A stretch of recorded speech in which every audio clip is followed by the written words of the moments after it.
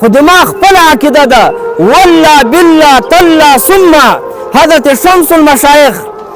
شمس المشایخ د حضرت خلیفه الدین محمد صاحب چې کوم علمیت ته په والله که د ده په مقابل کې بل عالم په نظر راځي چې کوم ولایت ته والله که بل ولی په نظر کې راځي چې ده ته کوم الله کوم حسن ورکړی ده کوم کمالات الله رب العزت ورکړي دي دا د ما عقیده ده والله دا مې عقیده ده ټول پاکان خلک یاست زه هم چې الحمدلله په دغه وخت کې چې د موږ مرشد د موږ استاذ د موږ مربي ته الله کوم مقام ورکړی ده ان شاء الله تعالی زه په مخ د مځکې به الله تعالی هغه مقام چاته نه ورکړی تاسو ټول الحمدلله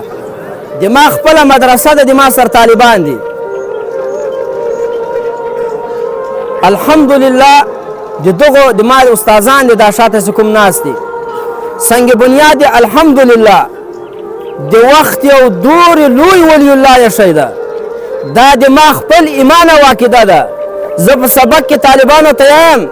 زه د خدای اولیاء به ډېر وي علما به ډېر وي شیخ الحدیثان به ډېر وي شایسته به ډېر وي د نبي علیه الصلاة وسلام عاشقان به ډېر وي خو د ما خپل عقیده ده والله بالله تالله ثم حضرت شمس المشایخ د حضرت خلیفه الدین محمد صاحب چې کوم علمیت ته په والله که د ده په مقابل کې بل عالم په نظر راځي چې کوم ولایت ته والله که بل ولی په نظر کې راځي چې ده ته کوم الله کوم حسن ورکړی ده کوم کمالات الله رب العزت ورکړي دي دا د ما عقیده ده والله دا مې عقیده ده ټول پاکان خلک یاست زه هم چې الحمدلله په دغه وخت کې چې د موږ مرشد د موږ استاذ د موږ مربي ته الله کوم مقام ورکړی ده ان شاء الله تعالی زه په مخ د مځکې به الله تعالی هغه مقام چاته نه ورکړی تاسو ټول الحمدلله زوره وایي د ولي ژوند دا د موږ تاسو د ټولو دپاره ګټه ده وایي الحمدلله د ما سره به ډېر غټ فکر و چې دا د استادانو تنخواوې دا به له کومې خوا پوره کوې دا د طالبانو راشن دا به له کومې خوا پوره کوې سخته به پریشانه وم د ما په کمره کې دومره پنډه دوایانې پرتې دي زه د پټو دوایې خورم د معدې دوایې خورم د زړه ګولۍ زه خورم د اعصابو ګولۍ زه خورم او د ما هر وخت به تبه وي د تبې ګولۍ زه هر وخت روزانه زه دا یو ګولۍ خورم د څو ډاکټرانو دوایې زه خورم خو لیکن یو ورځ د خدای شان ده دا د حضرت صاحب مبارک د هغو برکات دي ذهن ته راولوېدل چې تا ولې دومره بوج په ځان باندې سپر کړی ده مېلمانه د الله تعالی دي پریشانه پورې ته یې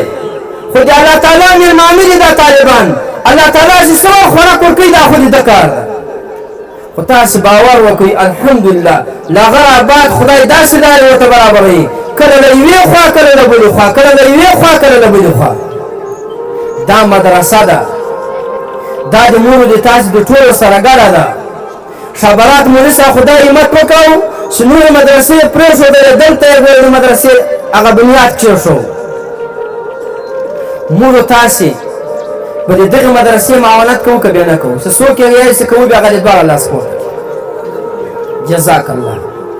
ډېر زر هم لاسونه کښته کړو ما خیال نه هم د اراده نه لاسونه پورته کوي چې څوک یې امر بیا معاونت کوو الله دې برکت درکړي خدای تعالی جل شانه هم دغه لاسونه په ورځ د قیامت د نبی علیه السلام د شفاعت تر بیرغ لاندې راپورته کوئ امین تاسو